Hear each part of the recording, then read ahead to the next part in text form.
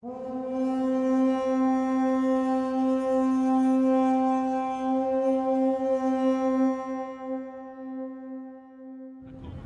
that's what the gray columns are holding up on either side. At the front of the square building would be a huge set of steps. Halfway up the steps is an altar, and that is where the pagans worship. They sacrificed animals, sometimes humans still, and left valuables on the altars. After they walked away, a pagan clergy member would take the valuable into the temple with the god or goddess's statue. The ancient Romans truly believed the bloodier the steps were and the richer the buildings were, the better off the god or goddess was up in heaven. Therefore, the better off they were down here on earth, because back then we believed that everything was happening to us at the whim of about 220 different gods and goddesses up in heaven above. Gives you a little idea of how the ancient culture is so bloodthirsty and warring that 8 hours of killing events in this Colosseum building are the height of the entertainment for the ancient culture. Just to give you a little better idea of that, today, have you guys been in Rome for a couple days or a couple hours? Have you walked around the buildings downtown near Termini? No?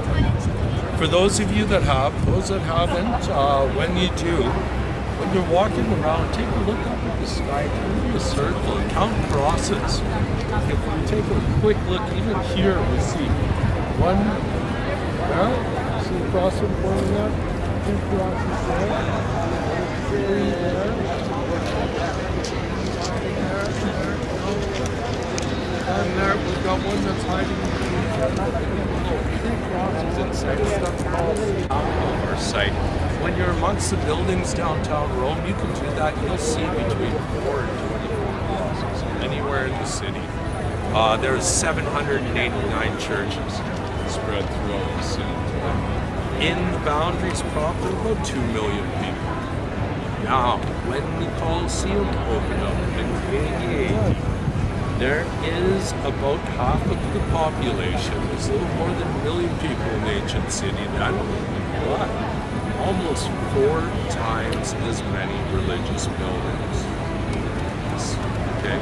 The ancient Romans, completely pagan-based on spiritual worship. Paganism means the worship of multiple gods and goddesses. A little more than 220 odd Roman gods and goddesses, and official state temple for each of them, like the temple for Venus behind us. Hello guys, it's Thomas. Okay. All of the rich people build temples for their favorite gods and goddesses, and then the most popular ones have up to 70 cults, each following them. Each of those cults has a temple. Gives us a little more than 3,000 temples in half the city, half the population, and we are sacrificing them. That gives you even more of an insight into how these games become so popular. Welcome, guys. Perfect timing. We're just about to go inside, but really quick, before we do, let's step back about 10 or 15 meters and take a good look at the outside of the Colosseum here. Every single arch you see right throughout it, they are all load-bearing.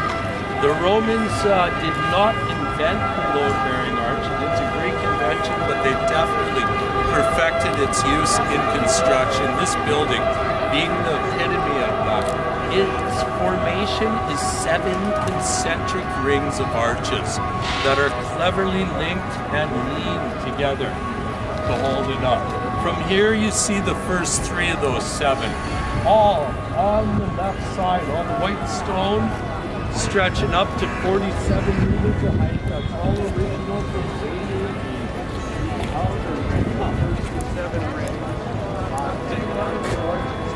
arches wrapping around each level when the building was full. cutting across the smooth brickwork in front of us is relatively modern. 1860s, Pope Leo XII put that on there to shore up what's left of the building. We have just something before it, a little bit of the white stone of the second of 7 rooms. And then again, the smooth brickwork from the 1800s. And the whole right side of the building, all with the gaping holes going right up. That is all original. That's the third. There's 3 more rings stepping down inside. The 7th is right around the perimeter of the arena floor itself. Doesn't make much sense when I tell it to you. I'll point that out inside and you'll see it a lot better from there. All of those gaping pockmarked holes on there, they represent metal reinforcement pins being removed from the building. Now the foundation blocks of the building were held together. There was a small oval metal, it's just cheap iron ore, and it was cemented from one big block into the next big block to hold the building together well. Ancient Rome was huge. The empire dies, the city dies with it from the 7th century until the 14th century. Less than 50,000 people in the city. And those citizens used all of the ancient monuments and temples as building supplies for that time. They tore them apart and built their own houses with them. The Colosseum building was used as a metal mine well into the 1500s. Anytime a small population needed metal for anything, they come here, they pull out those metal reinforcement pins to melt them down and reuse them as scrap metal. That is what destabilized it after those were gone. A series of 4 earthquakes collapsed the south side of the building. 41% of the original structure is what's remaining, and what's left is solid, guys. It's not moving anywhere. So, up on the hill there, that church, the trees, the white roof, that is the Palatine Hill, the most famous of the 7 hills of Rome. Our city begins there April 21st, 753 BC, with Romulus beheading his brother Remus. On that day, with that act, he becomes the founder and first king of Rome. We have the triumphant arch of Emperor Constantine, the last site east where that is built to commemorate the Battle of the Milvian Bridge, 312 AD. But more importantly, that triumphant arch marks Rome's historical, spiritual turning point. Ancient Rome was completely pagan-based in spiritual worship until Constantine wins the battle for that arch. 1 year later, at the Edict of Milan, 313 AD, he legalizes Christianity for the first time ever, and then we go about completely switching the spiritual balance from the ancient paganism to our modern Christianity. 98% Roman Catholic here began. All about the arch, I'll tell you more about that inside. For now, does anyone have any questions about anything I've said? Anything you see inside? No? 11. Let's head inside, guys. Let's go bug the boss, grab some tickets. Merchandising, just like in today's stadium, some of it exactly the same as is still available today. So let's get inside the ticket gate proper here, and I'll tell you more about that. Right? Now, 1700 years ago, right here on the concession stand, we could buy terracotta cups and plates with our favorite gladiator's image on it. Oil lamps with our favorite gladiator's image on it were a huge seller. The pagans, very superstitious, so many of them went into their final resting places with their way lit by their favorite gladiator's oil lamp. That today in the modern city we have more of those oil lamps as intact relics of the Colosseum than anything else at all in the museums of Rome. But we could also buy imitation headgear and shoulder gear that the different gladiators wore in order to come to the next games dressed up as our favorite gladiator. That's exactly the same as going to a football match today, wearing our favorite player's jersey, regularly done right throughout the world. That, though, is about where the similarities stop. Okay? Because inside, in the morning, it's all killing events. Wild animals collected from all over the world, pitted against each other and against hunters. Now, what the Romans liked to see were anything that did damage and anything they'd never seen here with their own eyes before. So violent and exotic animals. Everything from crocodiles to hippopotamuses to bears to lions, tigers to zebras, giraffes, ostriches. Pitted against each other, against hunters from evenly matched to wildly mismatched. Both the side of the animal and the hunter. It doesn't matter to us, guys. We just want to see bodies drop on the arena floor up here. That is just to raise the levels of excitement all morning long. Now, let's follow this huge group. We'll let them pass first. It's a very small picture, but it shows some great details. Now, what I like to point out here, first of all, this is the only place you're going to see the real name of the building printed. Flavian Amphitheater, surname of the three emperors, father and two sons, Vespasian, Titus, and Domitian, who created the building. There's an image of the colossal statue with the head of the sun god on it. It was originally Emperor Nero put it there of himself. He was not a very nice man, to say the least. That's why it stood there for 3 or 4 years with his head, with the sun god's head for 5 centuries, known as the colossal statue, and that's where we get the nickname for this building. You see a good idea of the building whole, and there are some images of the 160 huge bronze statues of gods and goddesses that are in the upper 2 levels of arches there. Just the beginning of the decorations in this building. When the Colosseum was operating, it was gorgeously decorated. I'll tell you more about that upstairs. See where there's 2 big blocks, construction blocks of the building. From here to here, there used to be a metal pin cemented into both of them.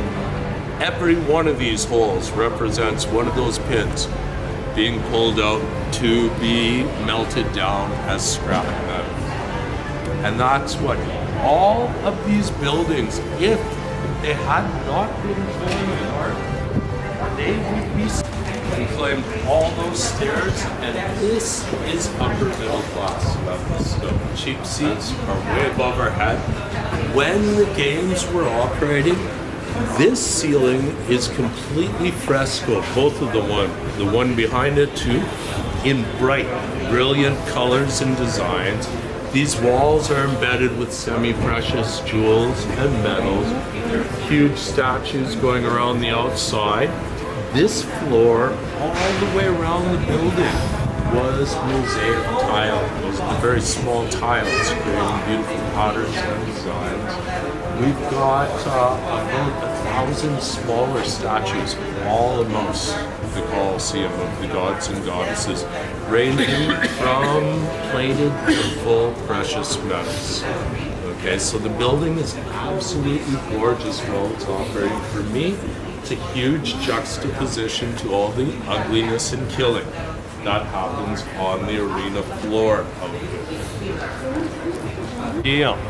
A hypergeum means underground in Latin.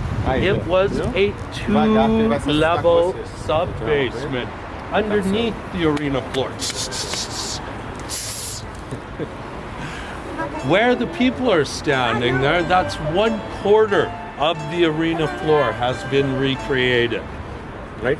Used to completely cover up the oval section. It's a wooden floor with sand on top of it. The hypergeum underneath the arena floor was used just like the backstage at a modern day theater. They stored the animals, the men, the fighting men. There was elaborate stage sets that are used in both the hunting events and the gladiator fights. There's a series of trapdoors, ramps, and elevators that allow them to move stuff up and down very quickly, even while the games are going on themselves. Just above the arena floor to the right are some of the stone bench seats. Everything we see here is all original except for that floor and those stone bench seats. They're both early 20th century recreations. Those bench seats used to go all the way around in a smooth oval in two distinct layers. That's the lowest level. They came right up to where we're standing. We're at a break in the stone bench seating, and then there's another level above us. So these two separate levels of smooth angled brick distinctly show us the two different levels. As we go around the building to this side, we see all the ribs that are below us and the ribs above us are supporting the stone bench seats. Right up to the level of the doors and windows, and those are not windows. Can you guess what those are spots for? Anyone? I know you know. What would we put there? Exactly, very good thoughts. There are more statues of gods and goddesses there. And then up above, the north face is standing at 47 meters. That's the original height. It used to wrap all the way around the building, and that is where the cheap seats were. If you take a look at where I'm pointing, you see all the square holes in the wall. Those are what held the wooden bleachers up there.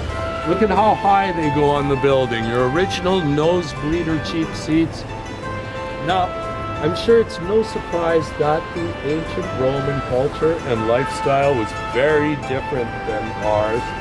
You got the smallest hint from the fact that on that arena floor in front of us for over 3 centuries, they were killing each other for real, for sport and entertainment purposes.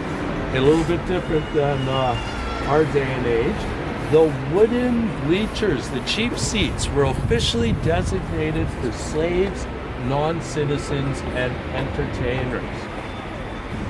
But they did not use the word entertainers in ancient Rome. I'm politely substituting that for the world's oldest profession, 100% legal, 100% taxed, no social stigma attached to that whatsoever in the ancient culture. Just another day of drinking and dancing during the games. Official designated spots for it, way up high. Down on the arena floor. After the morning time fun, all the hunting events are over, lunch hour comes, and we see people who have gone through the Roman court system, been condemned to death. It happens. 2:45 is the tour of the Palatine Hill Roman Forum. It's leaving from just outside that exit at 2:45. So you have about 20 minutes to walk around, take some pictures, enjoy. There's a set of steps right in behind us here you can take to get down to the exit. You all have your tickets, okay? I believe it's Jill or Alex, but it doesn't matter who the guide is. They're gonna make themselves known. They're gonna be gathering red stickers, okay?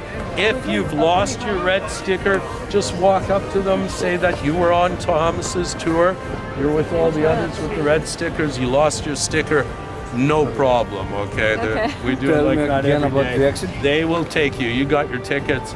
So the quickest way is just down the steps right around the corner here, and then you walk